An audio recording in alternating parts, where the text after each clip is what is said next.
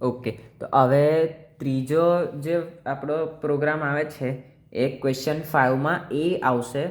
આની પહેલાં જે મેં કરાવ્યો એ ક્વેશ્ચન 5નો બી હતો. હવે ક્વેશ્ચન 5માં એ આવશે. એ કદાચ ઓરમાં આવશે. જે મેં આપણે જે ક્ષેત્રફળવાળો કર્યો એના અથવામાં આ વાળો પ્રોગ્રામ આવે છે. તમારે બેમાંથી જે લખો એ લખાય, ચાલે એવું. તો એના અથવામાં આ જે પ્રોગ્રામ આવે છે એમાં એવું હોય છે કે તમારે સાદું વ્યાજ ગણવાનું હોય છે. તો સાદું વ્યાજ ગણવા માટેનો પ્રોગ્રામ પહેલાં આપણે કાઇટ ઓપન કરીશું. સૌથી પહેલાં એને સેવ કરી લઈશું. બરાબર. ક્વેશ્ચન 5નો ઓરવાળો ક્વેશ્ચન છે. બરાબર. ડોટ જાવા. અચ્છા, જો આ ભૂલ નહીં કરવાની. ક્વેશ્ચન 5 ઓર તો લખી દીધું મેં, પણ આગળ મેં સી લખવાનું ભૂલી ગયો. પણ એવું ભૂલવાનું નહીં. અહીંયા કમ્પલસરી સી લખવું જ પડશે અને ડોટ જાવા બી લખવું જ પડશે. ડોટ જાવા. બરાબર. આ કર્યું. File save. ફાઇલ સેવ થઈ ગઈ. પછી પહેલી બે લાઈન જે આપણી કોમન હોય છે એ જ પબ્લિક ક્લાસ, ફાઇલનું નામ CQ5 ઓર. બરાબર. અને એન્ટર આપીને છગડીયો કૌંસ ખોલવાનો. એન્ટર. બીજી લાઈન પબ્લિક સ્ટેટિક વોઇડ અને મેઇન કર્યા પછી કૌંસ, સ્ટ્રિંગનો એસ કેપિટલ, ચોરસ કૌંસ ખોલવાનો, ચોરસ કૌંસ બંધ કરવાનો અને એસ. બરાબર. આટલું લખ્યું. ફરી એન્ટર. છગડીયો કૌંસ, પાછો એન્ટર. હવે અહીંયાથી આપણો પ્રોગ્રામ ચાલુ થાય. આટલી બે લીટી બધામાં કોમન હોય. બરાબર.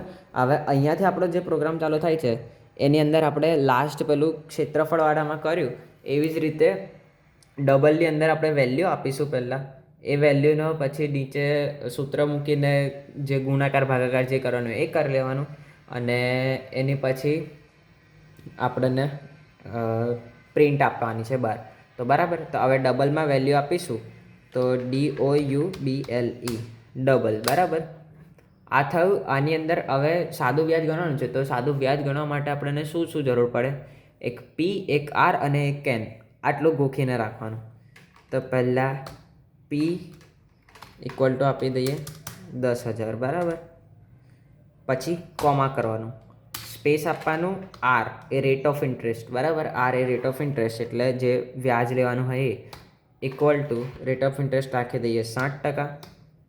બરાબર. એટલે 7. પાછું કોમ આપવાનું અને એન કેટલા સમય માટે ઇક્વલ ટુ એ ધારો કે નાખી દઈએ 8 મહિના માટે છે. બરાબર. તો 8. હવે અહીંયા આપણા જેટલી વેલ્યુ આપણે નાખવાની હતી એટલી નાખી દીધી. પછી સેમિકોલન આપી દેવાનું. એક વેલ્યુ પતે એની પછી કોમા કરીને બીજી વેલ્યુ લખવાની અને બધી વેલ્યુ પતે એની પછી સેમિકોલન આપવાનું. ફરી એન્ટર આપીશું. હવે ડબલ લખીને એ લખવાનું જે આપણને શોધવાનું છે. તો ડબલ લખ્યું. આપણે શોધવાનું છે શું? Rate of interest. બરાબર. તો ઇન્ટરેસ્ટનો આઈ આપણને આઈ શોધવાનું છે ઇક્વલ ટુ જે શોધવાનું હોય એને 0 લખવાનું. આ બી યાદ રાખવાનું. જે શોધવાનું હોય એને 0 લખવાનું હંમેશા. પછી સેમિકોલન આપીશું. એન્ટર આપીને આપણે સૂત્ર લખવાનું છે. તો આઈનું સૂત્ર શું છે?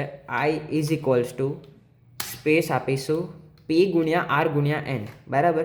તો પી સ્પેસ ફૂંદડી ગુણાકાર માટે ફૂંદડી ગુણ્યા આર સ્પેસ ફૂંદડી ગુણ્યા એન. બરાબર. આ થઈ ગયું. હવે સેમિકોલન આપીશું. આટલું આપણું સૂત્ર લખાઈ ગયું. આ સૂત્ર આપણને આઈ શોધીને આપશે. બરાબર. હવે એન્ટર આપીશું. હવે જે આઈ આપણું શોધાય છે એને આપણે અંદર દર્શાવવાનું છે. તો એ દર્શાવવા માટે શું લખવાનું? System dot out dot print. તો SYSTEM સિસ્ટમ ડોટ આઉટ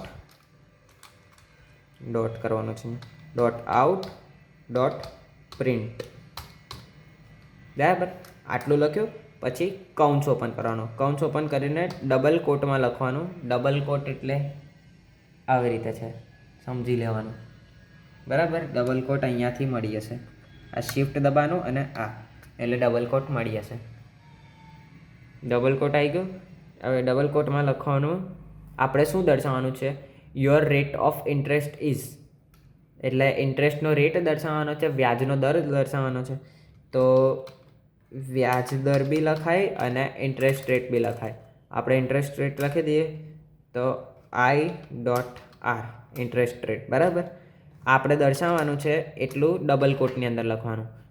આટલું અંદર દર્શાવ્યું એટલે આ ડબલ કોટ પૂરા. પછી આપણે અહીંયાથી આઈની વેલ્યુ લેવાની છે, તો પ્લસ કરીને સ્પેસ આપીને આઈ. આ થઈ ગયું. હવે કૌંસ પૂરો, સેમિકોલન. આટલું થઈ ગયું. આપણો પ્રોગ્રામ લખાઈ ગયો.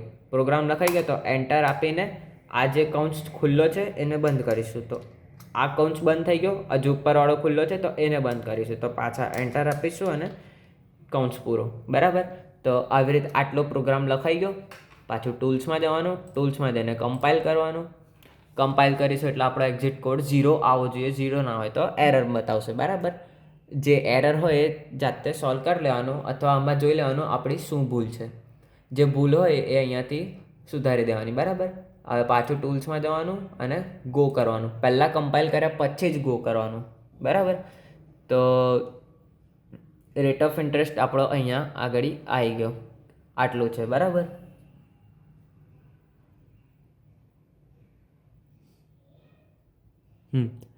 તો આટલું આવી ગયું.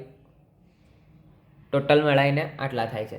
હવે આ પ્રોગ્રામ આપણો લખાઈ ગયો. હવે આને સર જ્યારે આવે ત્યારે સર એવું પૂછશે કે કમ્પાઇલ કરો. તો ટૂલ્સમાં જઈને પહેલાં કમ્પાઇલ કરવાનું અને પછી કહેશે એને રન કરો. કમ્પાઇલમાં એક્ઝિટ કોડ 0 હોવો જોઈએ કમ્પલસરી, નહીં તો આની અંદર કોઈ ભૂલ હશે. એટલે આની અંદર કોઈ ભૂલ હશે ને તો જ એક્ઝિટ કોડ 0 નહીં આવે. બાકી એક્ઝિટ કોડ 0 આવે એનો મતલબ કે આપણું સ્ક્રિપ્ટ એકદમ સાચી છે. સર આવે ત્યારે ટૂલ્સમાં જઈને કમ્પાઇલ કરવાનું, પછી કહેશે રન કરો ત્યારે ગો કરવાનું, બરાબર.